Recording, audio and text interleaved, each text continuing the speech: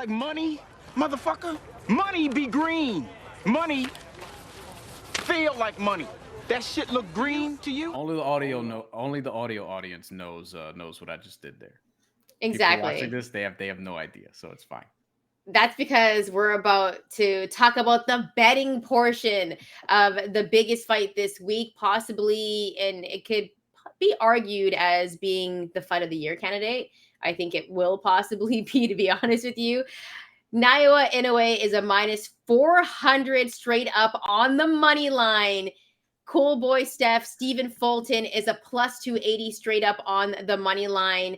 The disrespect from Vegas, yo. I hear it in your voice already. Oh my God. So straight up on the money line, they're just like, Inoue's gonna win this. Bryan, how are you betting? And tell me how you see this fight going. You know, I'm going against my just original knee-jerk reaction, although I'm not like doing a dramatic turn of events or anything like that. I saw that Inoue was plus 100 to win by knockout. And I was very intrigued by that. Inoue has knocked out his last 5 opponents. Inoue has knocked out 13 of his last 14 opponents. And Inoue has knocked out 21 of the 24 guys that he's fought. He also knocked out Nonito Donaire in a rematch after not knocking him out beforehand. He suffered an injury in that fight, facial injury, it looked like, and obviously we documented that already. But for this fight, I think Stephen Fulton is the best guy that Naoya Inoue has fought. He's also bigger because this is Inoue's first test at super bantamweight, moving up to 122 pounds. Fulton's more skilled than anyone's Inoue fought, I think, with respect to guys like Manny Rodriguez and Jason Maloney, Nonito Donaire, etc. And I think that because Fulton has some advantages on the physical side, I think he's going to last all 12 rounds. I think he's going to have some moments. I think he's going to counter effectively at times. And I think that, you know, there will be questions that Naoya Inoue will need to answer throughout the course of this fight that I think he eventually will. And I am rolling with, for my best bet, Naoya Inoue to win by decision plus 240 on FanDuel. I looked at the knockout. I considered the knockout. I have some other bets that we can get into that I'm eyeing. But my main pick, Naoya Inoue, decision. I think it's a 116, 111-ish card. I think he does drop Fulton once or twice. But I think Fulton is tougher than people give credit for. He showed that in the Brandon Figueroa fight. And I think that he's going to last all 12 rounds, have some moments. But I think Inoue is just going to be too good, too sharp, too effective, even though he's moving up in weight. All right. Well, I'm going to give you a better breakdown than that. Wow. See, this tells me that people are rolling with what Vegas is doing, you know, because this fight actually not fully true. They had a plus 100 by knockout. I'm taking. Yeah, I saw that. I thought that was weird. I thought, but that's still some value because most of the time, I feel like a lot of people with Inoue are thinking, yo, he's going to knock him out. And then you see odds sometimes and they're like plus 380 or something like that, right? When people are really sure, when Vegas is sure that they're going to get the knockout. But for this fight, I think but yeah, I know what you mean. Yeah. Yeah. I mean, I think they kind of know how this is going to go, right? Or at least how they expect it to go. So for me, it's like, you know, Inoue, like you mentioned, 24-0 undefeated, 21 of those wins coming by way of knockout. And then you got Stephen Fulton, 21-0, 8 of those wins coming by way of knockout. So right there from seeing those records or hearing them, you know that Inoue has the power. And Cool Boy Steph, I think he's got enough pop where Inoue will respect it, but he is very, very skilled. Fulton holds 2 of the belts, the WBC and the WBO. And the thing about it is that he's been doing it in this weight class, right? He's the bigger fighter. He has wins over Angelo Leo, where he won that WBO belt. Brandon Figueroa has the power, beat Daniel Roman, who was a former champ, unified champ at 122 pounds as well. The one thing that I'm questioning, though, is like the layoff, because Cool Boy Steph hasn't fought since June of 2022. And I'm like, oh, is there going to be some ring rust in this one? But he's always in the gym. Like if the one thing that you know about Stephen Fulton, he's always in the gym constantly. So he's going to be in shape. He's also traveling all the way to Japan. Like this is like the Devin Haney territory of what he did going to Australia, right? Of course, there's also paper involved with it. He knows he's going to get bread out there in Japan. So I think that kind of went into it. But when you think about mentally, the aspect of going away from your home, going all the way to Japan, when you're the respected guy in the division, you're supposed to be because you've been there. Let's keep in mind that Inoue is coming up from 118 to 122. And Bryan and I were talking about this, I think, off air maybe. But when Inoue was coming up to 118, I was like, isn't he a little bit small for 118? But then I was proven wrong automatically. But at the same time, it's like Stephen Fulton's way bigger than him, right? So in this fight, Fulton has to, right away, he has to establish a jab. Fulton's got a great jab. He has to use his size. He's a good body puncher. He's got good speed. He's elusive. He uses his ankles really well. That's what he's going to have to do against a guy like Inoue. And we saw him against Brandon Figueroa, right? Brandon Figueroa was trying to walk him down, corner him, cut off the ring. And Fulton did take some big hits from Brandon Figueroa. That's why I do think he has a chin, because Figueroa has pop, yo. And Fulton was able to take those big, massive punches and still counterpunch him at the same time. Great counterpuncher. He throws accurate combos. I don't know if there's anyone, well, there is probably, but I mean, Fulton's up there for being accurate. Like when it comes to one of the most accurate boxers in the game, Stephen Fulton's there. So not only is he going to be throwing jabs, throwing nasty combos, he's going to be accurate with it. And when it comes to the scorecards with the judges, that's what they look for. Now, in a way, right away, we know that he has like this ridiculous raw power where you're like, where does he get this power? He looks like a small guy. But listen, he's done it in different weight classes, right? Junior flyweight. He's done it at flyweight, bantamweight. And now he's trying to do it at super bantamweight. And he's got a high IQ. Both of these guys are great body punchers. They both have really good footwork. It's just a different style. I think Stephen Fulton's a little bit more slick, but Inoue's going to walk you down, and he knows how to cut off the ring. And so Cool Boy Steph has to stay off the ropes. You know, he can't let Inoue cut off the ring. And I think he kind of learned some things off the Brandon Figueroa fight. So listen, when it comes to resume, I kind of give Inoue the edge because he's got a guy like Nonito Donaire in there, who I have a lot of respect for. Jason Maloney's a champ now as well. And he's just walking through dudes left, right, and center. But Stephen Fulton has been doing it consistently as well. In this fight, I think they're both going to have a lot of big moments. I think they're going to be trading at some points. I think if Fulton can establish a jab, stay off the ropes, use his size to his advantage, and be the bigger fighter that he is, use his angles, I think he might cause Inoue some problems, because this is also the best boxer that Inoue has fought. It's Stephen Fulton, and he's doing it at a different weight class. He's moving up in a division, right? So how is he going to be at 122? Is his power going to translate? We saw his power translate at the other divisions, with going from junior flyweight, going to junior bantamweight, going to bantamweight. But is his power going to transcend to super bantamweight? That's the biggest question. And against a bigger guy like Stephen Fulton, who, you know, he could move up to featherweight today if he wanted to, right? And I think he would just beat anyone else at featherweight as well. So I think both guys are going to take big hits, but I have Stephen Fulton, Cool Boy Steph, winning by decision at plus 430. And there's lots of value there, because I think there's more value there than just like taking him straight up on the money line at plus 280, because if Fulton wins, like, he's not going to knock out Inoue. He's going to win by decision. And so I think there's more value there to go with the plus 430. So there's the supposed great breakdown that you promised. You just wanted to talk for longer. I understand. It was in-depth. Listen, it was an in-depth breakdown for this, because I think, like, the biggest problem with me for this fight is all the disrespect for Cool Boy Steph. As if you hadn't made that clear yet. Yeah, and don't get me wrong, like, I'm not going to be surprised if Inoue wins. Yeah. Okay. Like, I'm not saying like, oh, like Cool Boy Steph's going to walk through him. He's not going to be able to hold his own at 122. His power is not going to transcend. I'm not saying any of those things, because I know the monster is probably going to be doing those things. I just think that Stephen Fulton is the guy with both belts, the WBO and the WBC. He's been doing it at 122. He's the bigger guy. He's just as good, very skilled, high IQ. And this is the toughest fight for Inoue that he's ever had. Coming up to a different weight class is a big deal. Even if it's just like, you know, going from 118 to 122, that's massive. And so, you know, I won't be surprised if Inoue beats Stephen Fulton at all. I wouldn't even be surprised if he knocks him out, to be honest with you, right? But I'm gonna roll with Stephen Fulton because he's done it at 122, and I think he is one of the best boxers in the game. I have him on my pound for pound list, and I think he gets it done, and he's gonna leave some people surprised. So other bets I'm looking and sort of tracking ahead of this fight.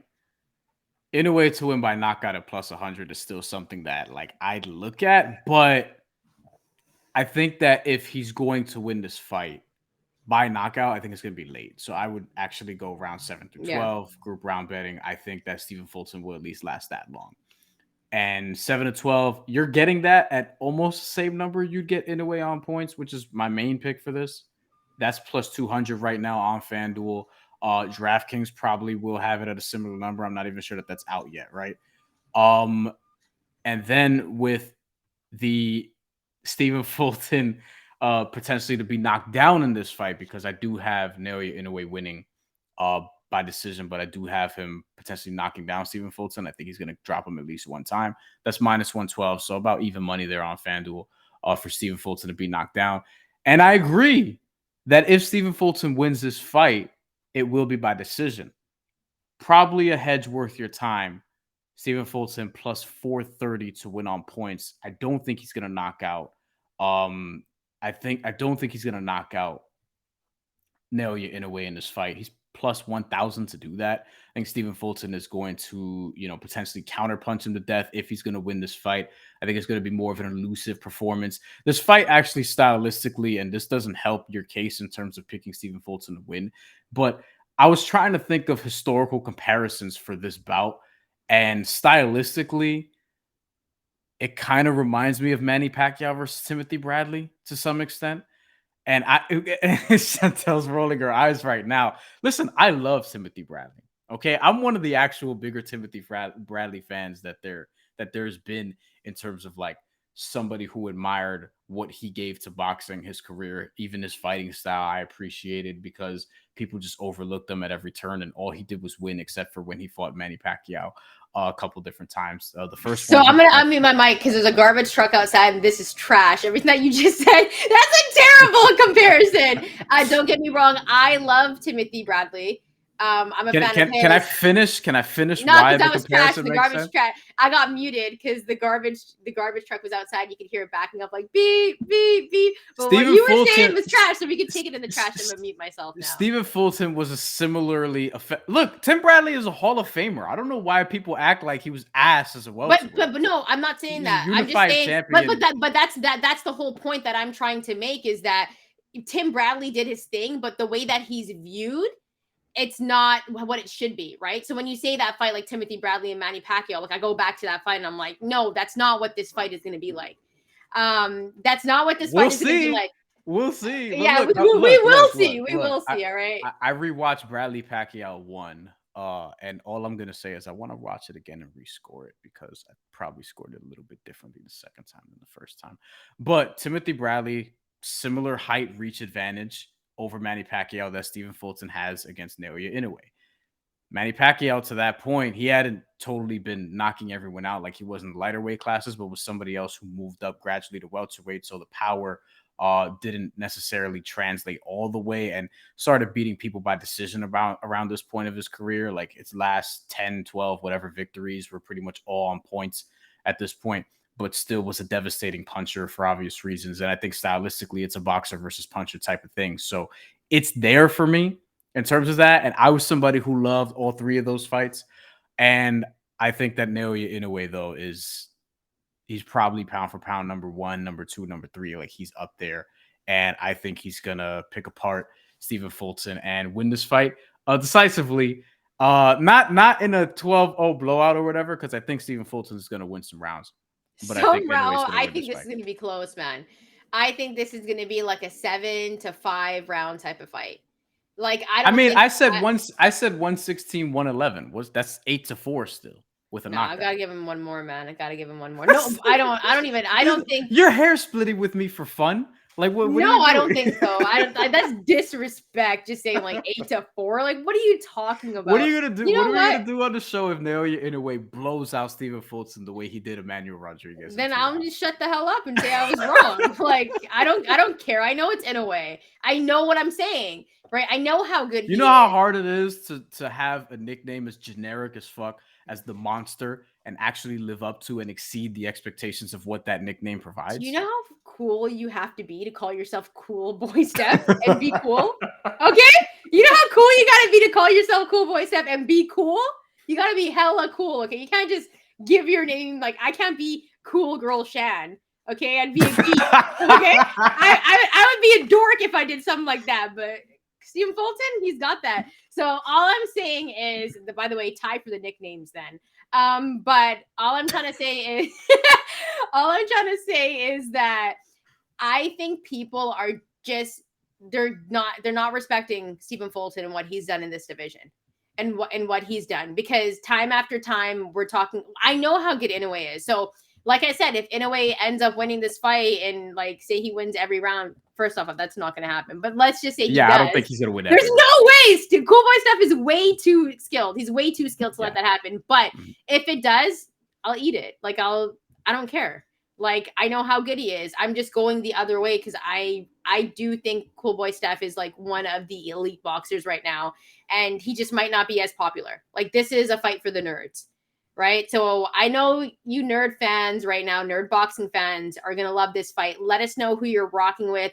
Are you rolling with Inoue and rolling with Bryan and his bets, or are you rolling with me and Cool Boy Steph and my bet? Let us know. Let us know how you're betting. Also, drop your slip so we know that you don't lie, because sometimes we got some liars on the show. All right. So we appreciate you though too. But yeah, let us know how you're going to be betting. Drop some comments below. Also, please, if you like the content, hit the like button, hit that subscribe button, and also, leave a rate and review if you hear this on the audio side. Any final words, Bryan, before we get up and out of here? Live post-fight show Tuesday morning.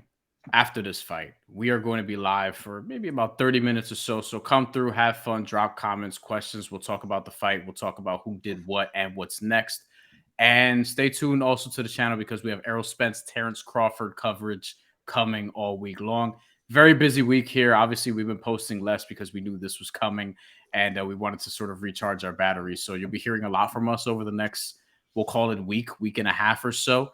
And beyond that as well, but obviously mainly the next week and a half or so for these two fights. And then we'll have more to come August and beyond as we approach 1,000 subs and try to incorporate the fans who have been rocking with us a little bit more as the show continues to grow and as the platform continues to grow.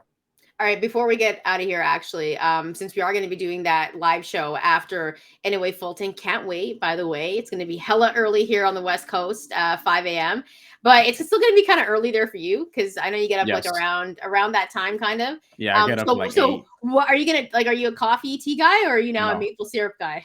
Are you just going to be knocking back those maple syrups or what? Because you got them in shot size. I don't do coffee. This is gonna make me sound boring. I don't do coffee. I don't do tea unless I'm sick. I don't do like weed, alcohol. Like I don't do energy drinks. We're not gonna have that type of show, but okay. Sure. Like, we're not. That's not. And look, respect to people who do. Like all my friends do. Like, and I hang out with them and shit. Hey, like, it's not you're putting people on blast. None of your friends do that. Yeah. but I, it's just to say, like in the morning, I just kind of get up and I eat breakfast and I go about my day. Natural tater energy tots over here. That's how he gets. That's how he gets his energy. Tater tots. Trust me, I've had to wait. Watch him eat tater tots in the morning and tater tots, couple over easy eggs. You know what I'm saying? Some deli ham, but like the boar's head, like a little bit of a thick cut on the edges, so you can get that. You know what I'm saying? We got that out here. So all right, well, let us know where you're going to be sipping on that early in the morning. Coffee, tea, orange juice, Bryan, maple syrup, apple juice. Orange juice, not apple juice. Apple juice is so good. You don't drink apple juice? We got to get out of here because now I don't even want to do the show. Who doesn't like apple juice? I do, but like I'm not 11 anymore. Like, you know what I mean? Orange juice is so sour though. I haven't drank orange juice since 1997, like since I was a kid. I was 3 in 1997. Okay, I was 8, so I'm just like saying, like, you know what I mean? Like I haven't had orange juice, apple juice though. You were not 8. any You were day. younger than that. No, I'm born in '89. I was 8. Your birthday's in December. You were Yeah, 7. for most of the year I was 7. Yeah. But Don't age yourself. For most, I don't care. It's the truth. Okay, whatever. I don't care. By the way, let us know what you're going to be sipping on, and let us also know now apple juice or orange juice, because now I want to know how the mandatory fans are rolling with that. Thank you so much for rocking with the show. We'll be back with some more content, and stay tuned for more.